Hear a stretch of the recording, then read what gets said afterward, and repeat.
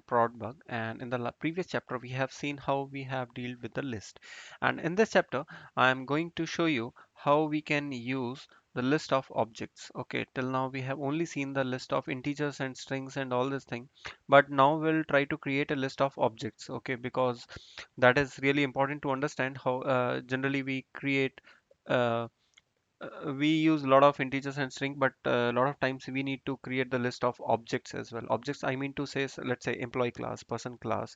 So you have to create a list of employees, you have to create a list of persons. So in on those terms. Okay, so for that I've created a Pojo class. Remember, this is a Pojo class. So in Kotlin, Pojo class is created with the keyword data.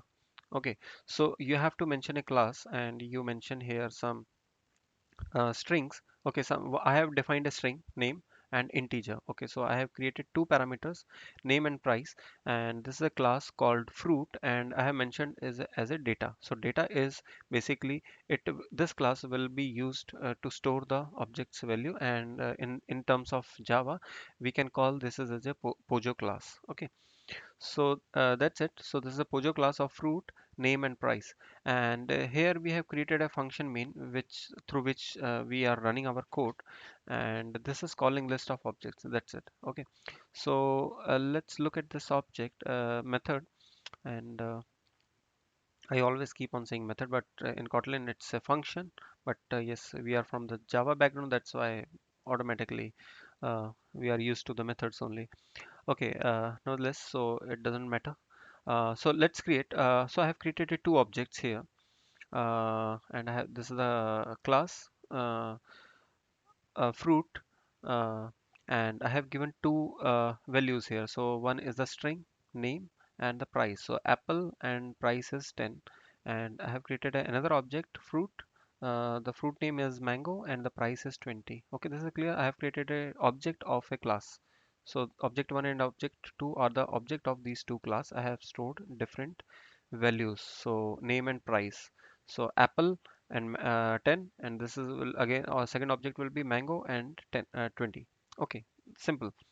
And after that I have created a list. So see the list of object 1 and 2, object 1 comma object 2. Earlier what we have used, list of integer, we have given here the integer. If I will show you one more time what we have done here, list of integer, right, and we have given the value. Similarly what we have given list of, we have not specified any type here.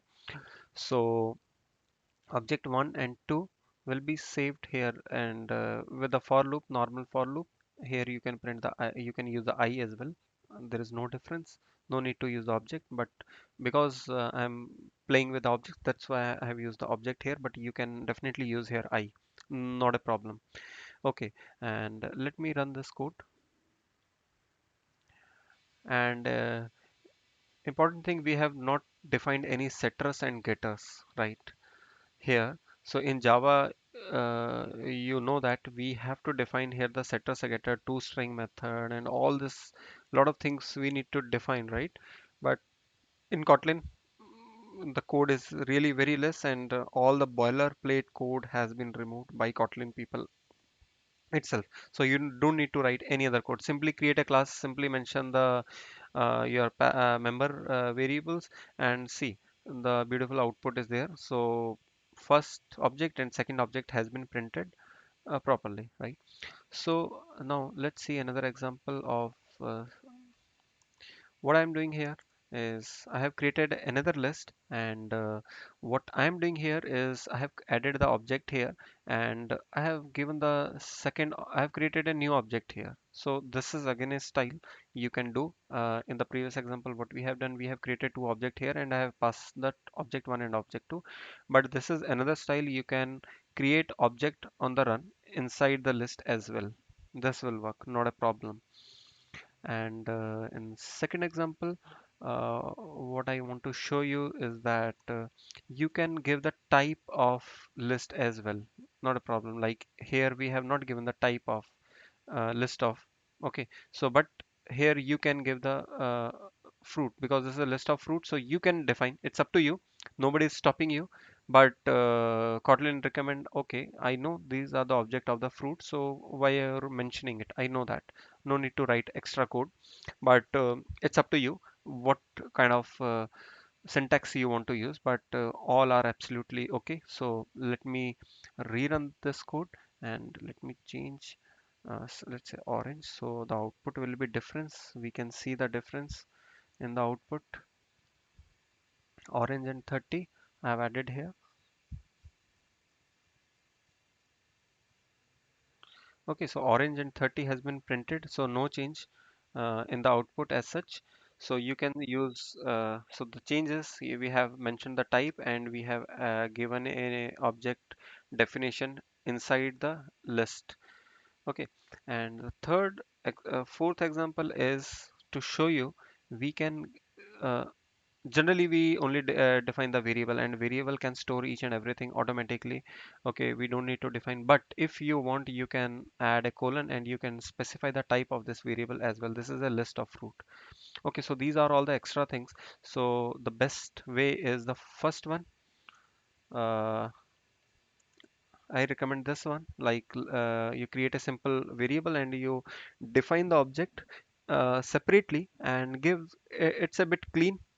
Okay, so but yes, if you want to reduce these two lines as well, so you can directly specify these two lines inside list. So that will be only in one line you can create the object and list. Everything you can create in one line as well.